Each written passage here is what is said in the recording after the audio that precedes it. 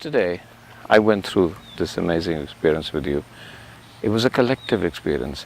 And then I saw your relationship with the meditators who were the volunteers in this incredible course that we did.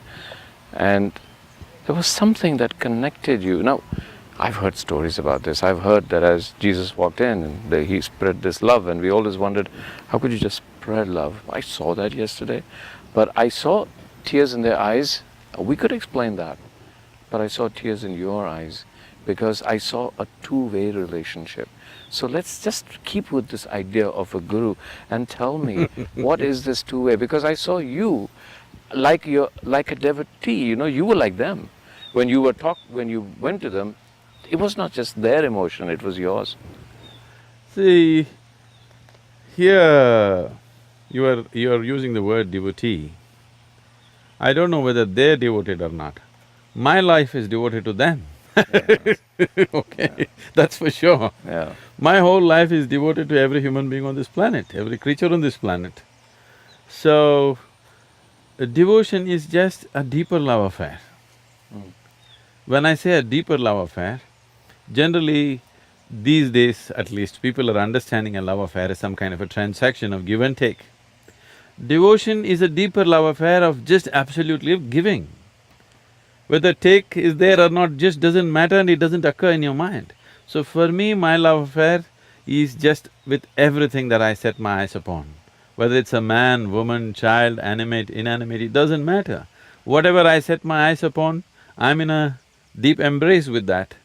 So for me to come to tears, I don't even have to look at a human being. If I look at a cloud, I'll come to tears. If I look at a tree, I come to tears. If I close my eyes, I'll come to tears. So tears is not even about love. If you tell me I'm in love with people, I wouldn't feel that's a great thing. I feel you're lowering the whole thing. I'm not in love, because love is still a kind of a transaction. This is a certain dimension of inclusiveness. Actually, in my experience, there is nobody else in this planet, nobody else in this existence. It's just me. In my experience, I don't see myself and somebody else, I just see myself. So, this is not even devotion, this is not even love, this is just inclusiveness. And this is not my idea, this is not my philosophy, this is the way existence is. If you do not constipate your consciousness by being identified with limited things, like your own body, your own mind, your own culture, your own religion, your own family, your own whatever, your own species for that matter, if you do not constipate your consciousness with that kind of limitations, the existence is all-inclusive. Well, science can prove it to you today, isn't it? The more people see you, even from a distance, there's a sudden outpouring of love, complete outpouring of love. So let's talk about love. This is one kind of a love. What happens? Is there something, is it a release? That could be one thing, with the see you and their own stresses and emotional release. On the other hand, is there some kind of energy that you're transmitting to them? Is that energy possible only in a loving relationship, even between you and the people or between people themselves? What is that energy called love? And then let's relate it to man and woman, because that's the love most of us know. Love or hate, whichever you like it, but let's talk about love. There is no such thing as an energy that is love. Life is a certain energy.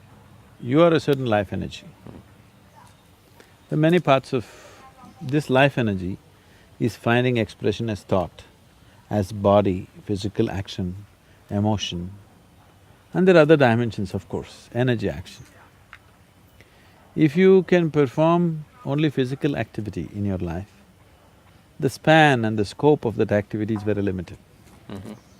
Because you empower your physical activity with your mental activity, depending upon the keenness and the intensity of your mental activity, your physical activity takes on a different level of…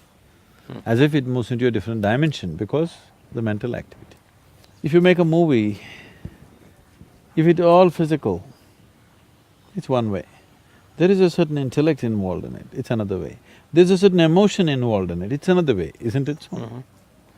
So that's so with life also. So, these are different levels of intensity. Physical is at one level of intensity, intellectual is another level of intensity, emotion is a different level of intensity. Generally, people are looking down upon emotion as something less than intellect, which is a very wrong thing they're doing. Which I think slowly people are realizing they're talking about emotional intelligence now. Because emotion is capable of being of a higher intensity than intellect in many ways. Intellect has a certain coolness, intellect has a certain penetration, but emotion can just embrace everything. Intellect can know pieces of life, emotion can know the wholeness of life. So this is the reason why spiritual traditions always have made devotion the biggest thing, because a devotee looks like a fool to an intellectual person. But what a devotee knows in terms of life's experience and what he knows in terms of perception of life in its totality, an intellectual person will never touch that. So a devotee looks like a fool, but the real fool is elsewhere. So right now what's happening here when people are around me is neither intellect nor emotion nor body. It's another dimension, which is just pure reverberation of energy. If I reverberate in a certain way, some people will roll their eyeballs upward and simply sit there. Some people will cry, some people will laugh, some people will feel that they realize so many things being there in that space.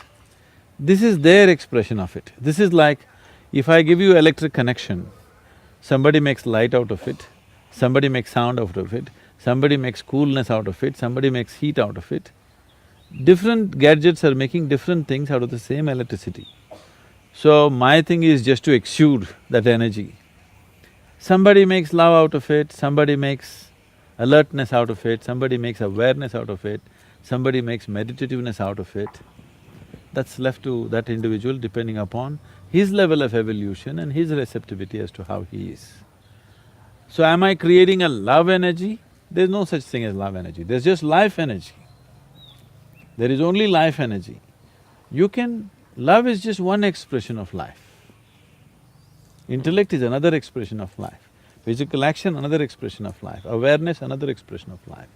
So life can find million forms of expression, but people eulogizing one over the other is a huge mistake. All of them are needed. Love without the needed awareness and balance is going to be horribly burdensome, isn't it? So what you're referring to as love is basically the sweetness of your emotion. You sit here and you could feel about love, you could feel love about somebody who is not even here.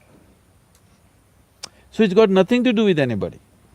Once a human being becomes more and more aware of his own nature, he understands to experience love, to experience blissfulness, to experience ecstasy, even to experience orgasmic ways of life, you don't need anybody actually. If you just sit here, you can make it happen within yourself. Because after all, it's your body, it's your mind, it's your emotion, it's your chemistry, and you are the one who is creating all the experiences of your life. Because people are not conscious of this, that you are the maker of your life, you are the one who is doing your life the way you want it. Most people still believe that their experiences are being shaped by people and situations around them, but that's not true. Human experiences are 100% self-created, 100%.